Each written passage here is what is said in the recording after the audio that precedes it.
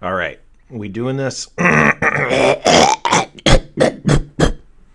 Okay. What a great way to start off. I could have done anything else. Oh, it's cool. You could see my reflection in my phone, huh? I'm not using the iPad today because it's dead, so I'm using my phone for the timer. Anyway, welcome back to another commentary track. It's time to get in on the sixth episode. We're on the downhill slide. We climbed up 5 episodes, and now we're gonna skate down 5 episodes. High, fast, racing words.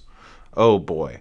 Um, this one's episode 6. This one's one of my favorite ones also. I don't know. The back half of the season I really like. The first half I like too, but it's all set up, and then the back half is more payoff and stuff. I mean, hypothetically, who knows how it turned out.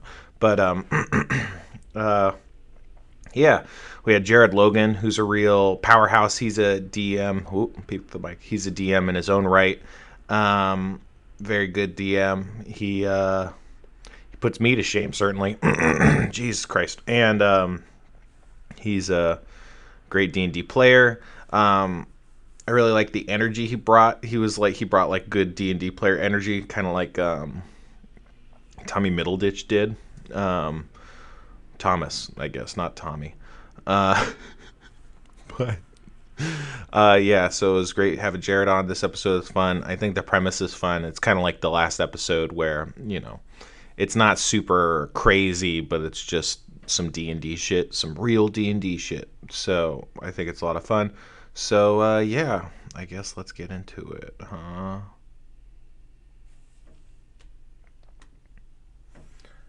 Beep, beep, beep, boop. Oh, I bumped the camera. Oh, that's fine.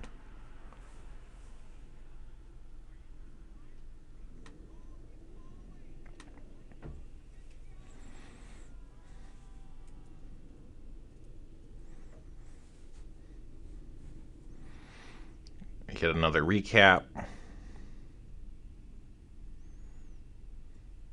They killed the Puppet King. They went back in time. The Puppet King came back. Fondue came back, but he died. They found Limerick.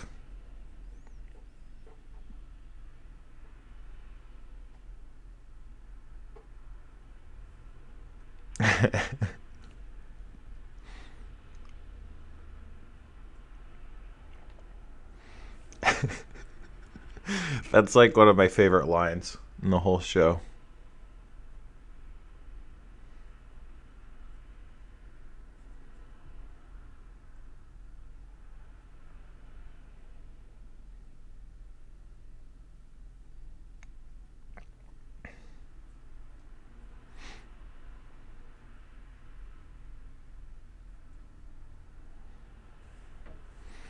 We got a note on one of the recaps that someone was talking, but their mouth was moving, differently. But watching that recap, that happened almost the whole recap. I wonder if that's the one we got the note on. Anyway. See, there's Jared.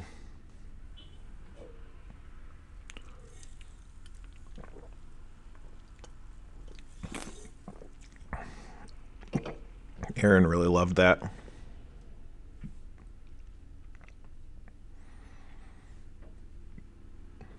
Dan spends a lot of time this season downplaying his name and saying that it's bad that the name is his title or whatever. His name is the title because of me. And I always interpret that as Dan wants to stop doing Harmonquest. But he doesn't want the show to stop going. And he wishes it was called something else so he could quit and it wouldn't kill the show. I wonder what she says there. Sound off on the comments what Aaron says.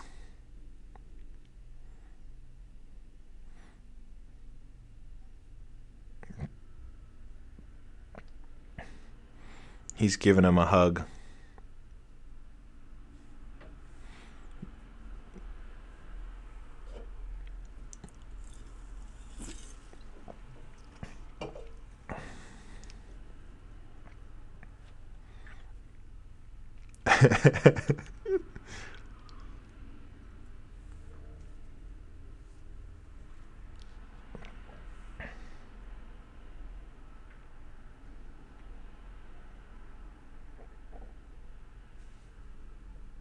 What a great rules insert.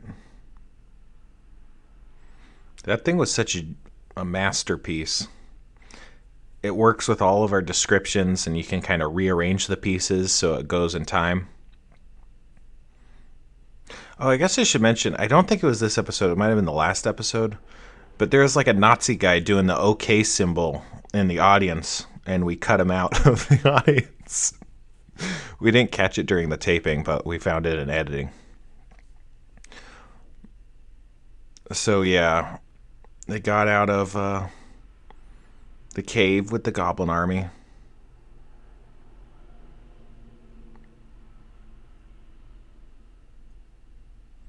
Originally, that donkey had a much larger role in this episode and the next episode, but we ended up cutting that out.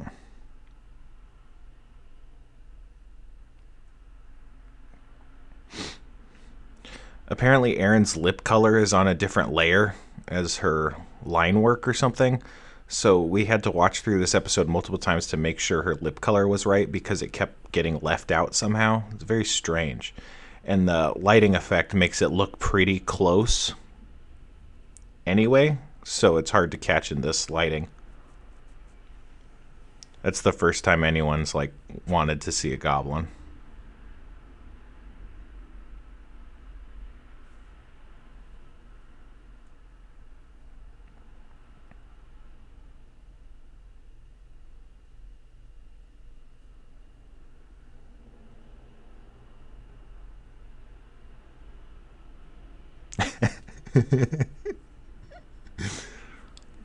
I like how his cartoon character thrusts his arms behind him.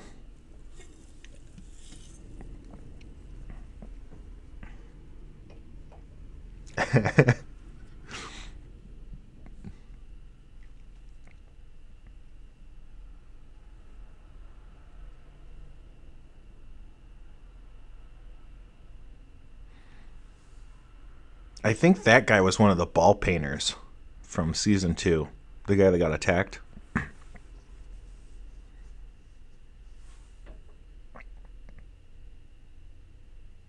Her eyes look so big in that shot.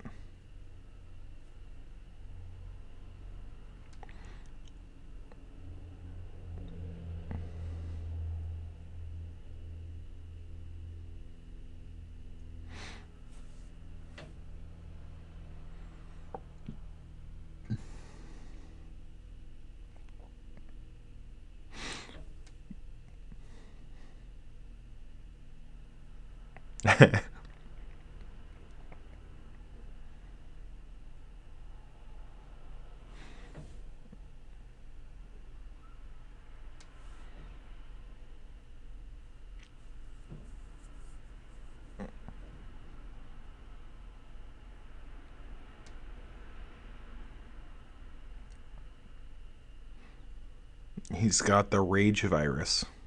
Well, it's like a magical curse.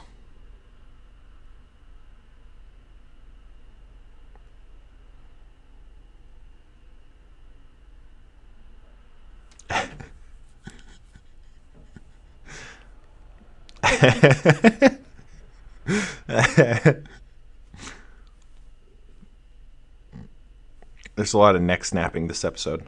That sound. We had to futz with that sound to get it right.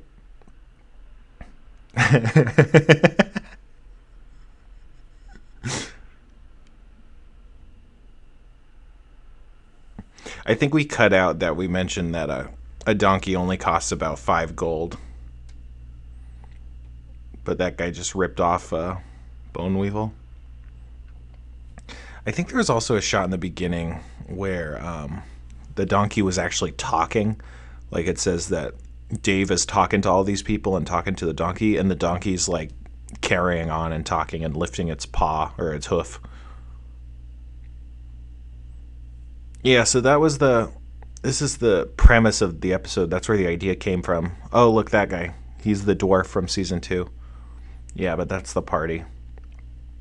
I had the idea it would be cool if they met a different adventuring party and it was more of like a down the road adventuring party, and they wouldn't approve of the methodology of our gang because they're so sloppy and weird. Aaron's hair should have caught fire there. That would have been funny, huh?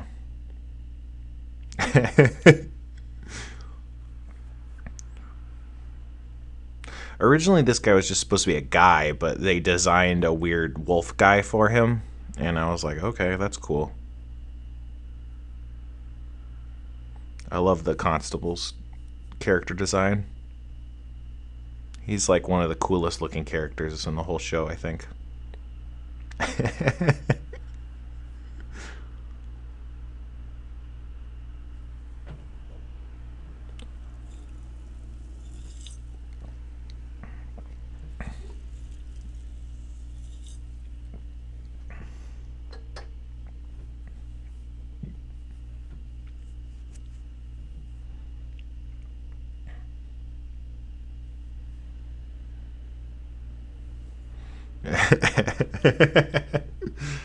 So this episode is kind of about the mystery of what's causing this rage virus or whatever. He means Tom, who's a thief, not a fighter. I think he just assumed he was a fighter.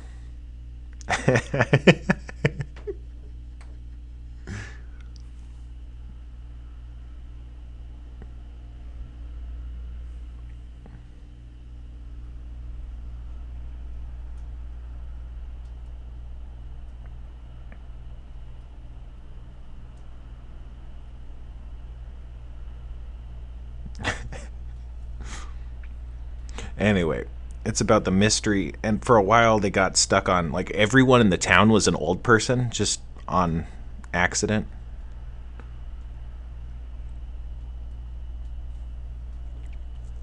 That's like a reference to something. I can't remember what.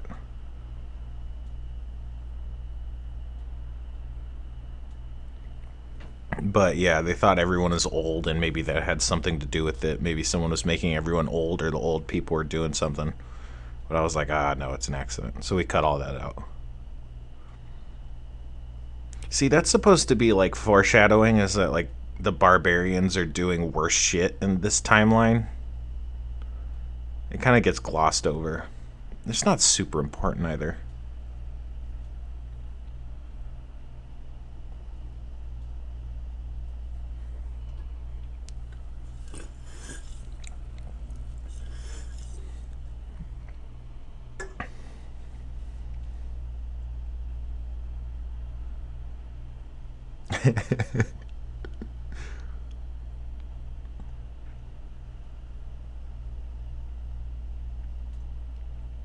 I like him putting his arm up. It's so melodramatic and weird.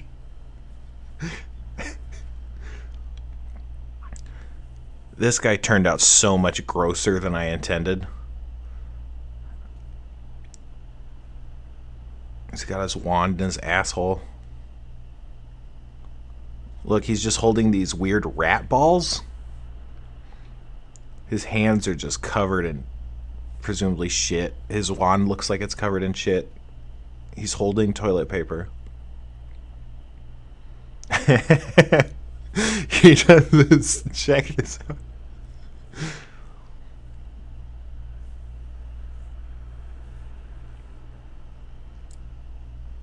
They thought like, oh, maybe this guy's turning everyone old, which was not the intent.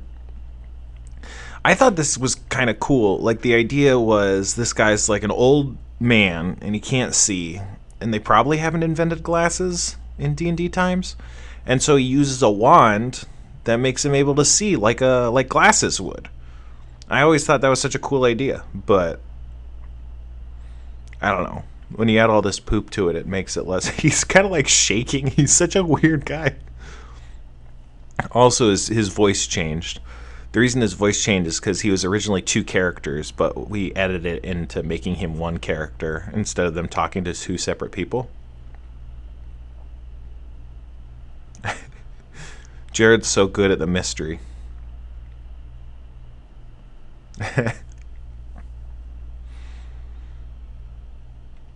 Same thing with the water wizard. It's like, oh, well, magic users can make water, so maybe in these trying times someone just makes water for them.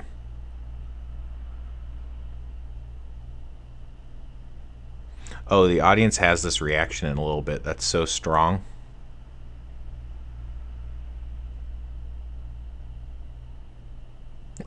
You can hear the audience. And then Jeff reacts to how disgusted the audience is at a described corpse in the water supply. It is gross. Oh, we've just been drinking dead person water.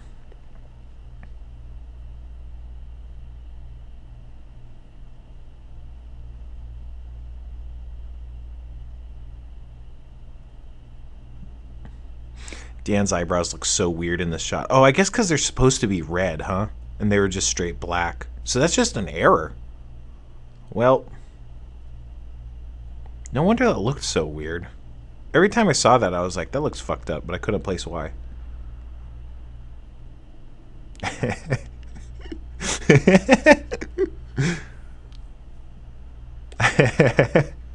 I love these. These are just the animators coming up with these jokes.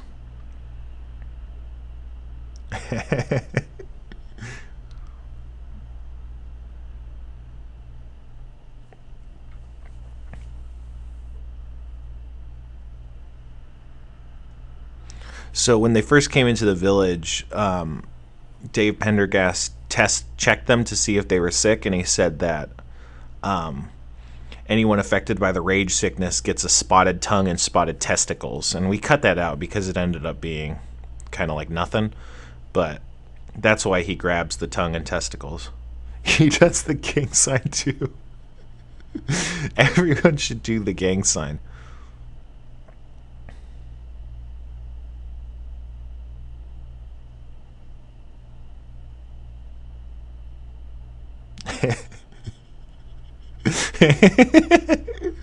Wouldn't that be so crazy if you saw someone like interrogate you and he's like, whose is this? And he thrusts his hand in his like dick pants pocket. Then he pulls out just severed testicles. Yeah, so they want him to help, and he's like, I'll read the bones, I'll do divination to help you guys out. And they just interrupt him. Like, he could have given them an answer, but they just are like, what the fuck is going on? And then they interrogate him more. But it's like he could have told them the answer with his read the bones spell. I don't know about this effect. Could have been better.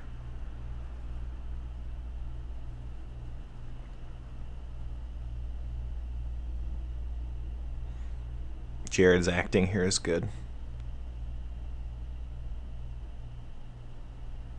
Yeah, it's just like a cantrip for wizards. It shouldn't be too hard for them to bust out a couple uses of create water. He's just a nice guy. They get so pissed at him.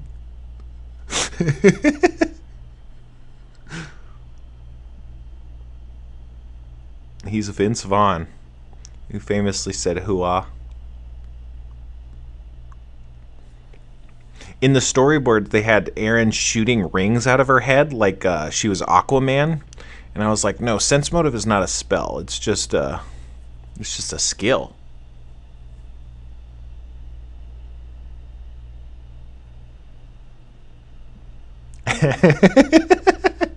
That's such a good line.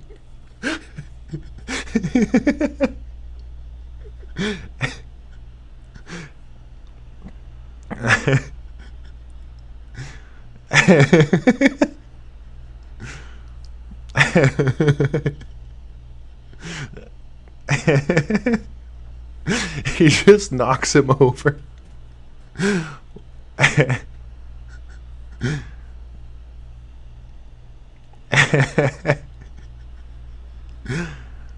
I'm not good at improvising with these guys.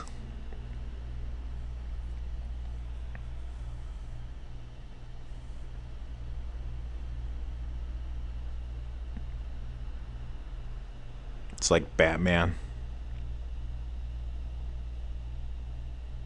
That's a cool looking pile of corpses. I don't know why that tickles me.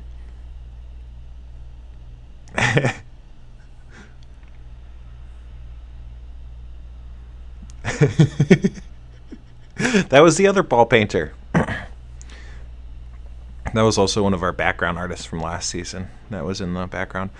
I probably mentioned this, but a lot of the background characters are crew members on the show. If they look really specific, they're probably a crew member.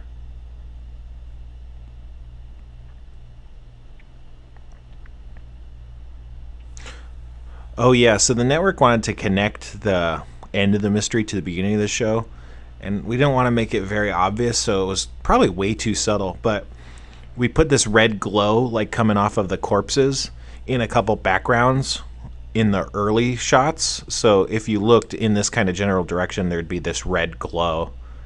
And that was supposed to be, like, kind of linking to the red eyes.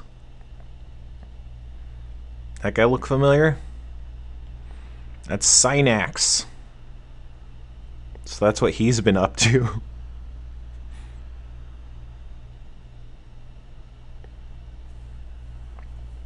So the idea is these gemstones, we've now seen 3 of them. They're the 3 binding runestones from season 1, except they've gotten a lot bigger and more powerful and more evil.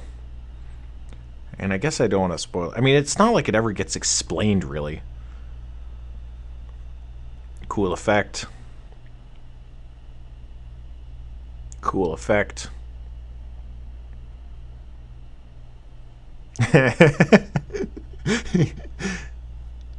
Cool effect.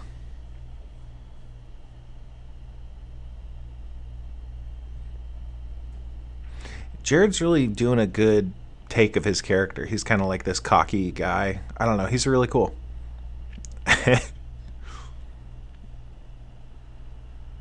I think we were supposed to see damage numbers there. That's interesting.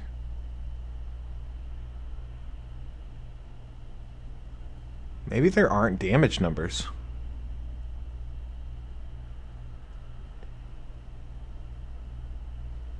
There are there.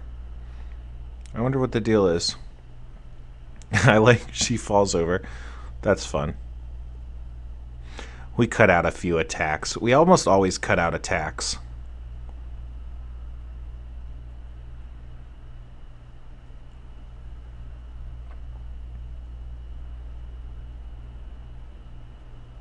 Jeff didn't do a lot of this episode, so this is one of the things he's really leaning into.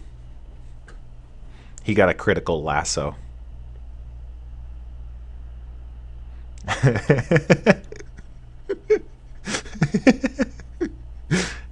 The donkey's pissed. There's a lady that has a turtle on her head. Look at this guy's emblem on his chest. It's like dentures and glasses. It's supposed to be a reference to the fact that everyone's old. That woman on the right is Eileen, I think. That's David Ichioka on the left. He's our line producer. Oh, there's the grandma from episode 4. It's actually really expensive to design characters. That's one of the reasons we reuse characters. This background's designed exactly like Red Dead Redemption 2. Well, not exactly, but it's supposed to be like a reference. That's probably pretty familiar if you've seen it.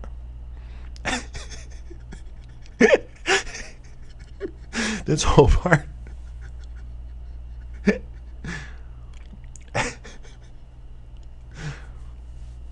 Dan improvises this song that's like about his mom killing their brother. It's brilliant.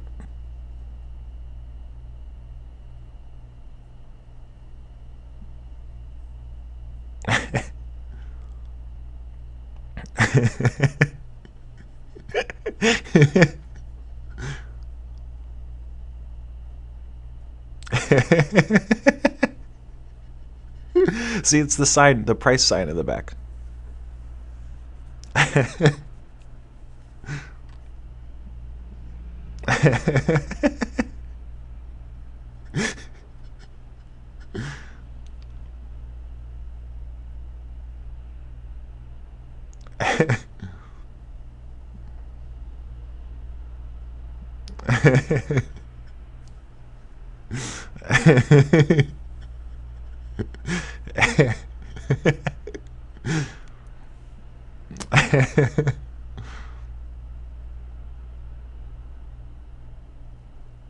We should have got the donkey to take a shot too.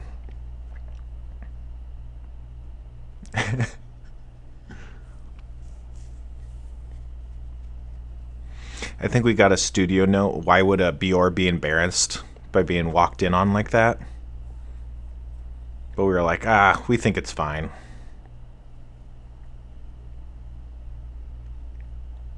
So that was just like Erin. That's Erin again doing some great improv. She's just amazing this season. Such a ridiculous choice. I don't know. So that was the show. Yeah, but it was impressive that Dan was like rolling with the punches and acting as like a embarrassed kind of guy while still improvising this crazy song. That was like a fairy tale Mother Goose rhyme style song, but also was about the brutality of barbarians. And it was a song presumably by his mother about killing their brother. It's just like maybe something that happens in barbarian land or whatever. It's just so good. We need a new end card.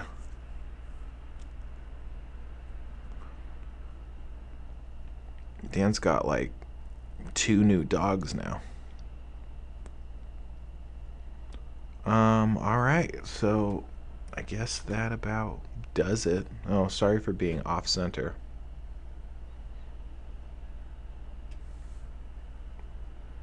There we go. That's how it's done. All right. Yeah, thanks for watching. Tune in next time. We got 4 episodes left. Hoo boy. And what a 4. Who are some guests we got? We got Darcy Carden coming up next. Then we got Jessica McKenna. Jess McKenna. Then we got Carl Tart. And then Tom Kenny. And there's some funny episodes. Should get crazy. But yeah, what else? Is there anything to say about this episode? I really liked how it turned out. It was like a mystery. I didn't exactly know how it was planned. I just had the different clues and like whether or not the clues were red herrings or dead ends or whatever. And they always thought that they had the clue or the mystery figured out, but they never quite did. I don't know. It was fun. Like I said, some classic D&D stuff, so that's always cool. Yeah, definitely one of my favorite episodes. So, all right. It would be cool. I should get... I gotta figure out how to do this live, huh? I talked about that early on, and then I just kind of dropped it. But it would be cool, because then I could, like, answer questions or something, maybe? Who knows? Whatever. Maybe I could do that some other time. Anyway. All right. Let me know what you think. Like and subscribe. Whatever. Who cares? All right. Bye.